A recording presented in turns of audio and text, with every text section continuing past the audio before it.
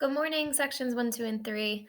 Last writing day, we looked specifically at a poem that focused a lot on sound. And we talked about how sound is represented in the poem through the figurative language called onomatopoeia. And that's when words represent different sounds. Today, we're going to look at a different poem, and it is called I Love the Look of Words. So I'm going to read through it and then we'll have some discussion questions. Popcorn leaps, popping from the floor of a hot black skillet and into my mouth.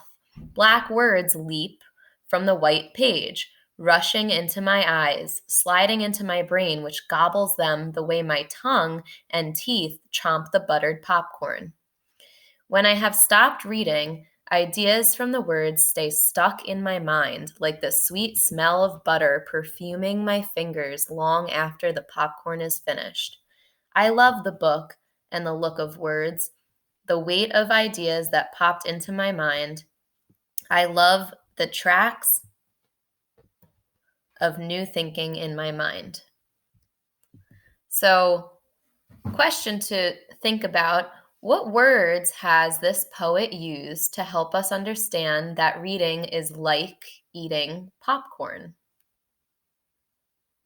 You don't have to necessarily write down any answers, but just think about it.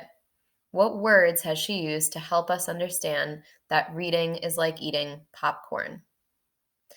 And by comparing popcorn to words or words to popcorn, using the words like or as to compare those two unlike things, what type of figurative language uses the words like or as to make a comparison? You should know this from our figurative language review and from the quizzes game you took recently.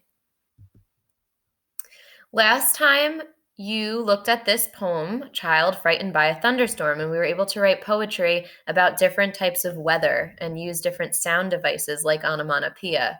And if you noticed, this poet compared the thunderstorm to a bird, nested in the grass, outstretched wings, crushed the peonies, the flowers. It had a bright beak, sharper than garden shears. It clattered and made the branches for its bed like a nest. The thunder's eyes were red. So this was another type of figurative language that compares but does not use like or as. What type of figurative language does not use like or as to make a comparison? For a quick write, I want you to think about what words are like to you. So some examples: words are like popcorn, ants marching across a page. They could be like puzzle pieces. Maybe to Allie and Fish in a Tree, they're like puzzle pieces. Birds that fly through your mind, letters that dance together, or even blobs of paint. For writing time, we'd like you to create a words are like poem.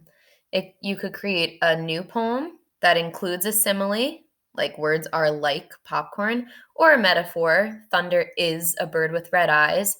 Or if you don't want to write a words are like poem, you could go back to an old poem that you've done and add or revise to it.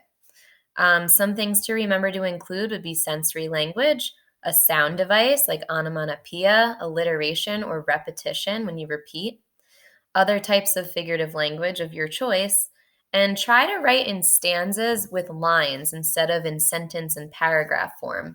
It kind of takes a little bit to get used to, but once you get the hang of it, it's pretty fun to play around with lines and stanzas.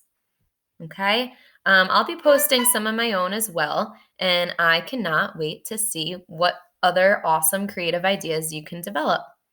If you have any questions, comment below, and we will be in touch. Miss you so much, and we'll talk soon.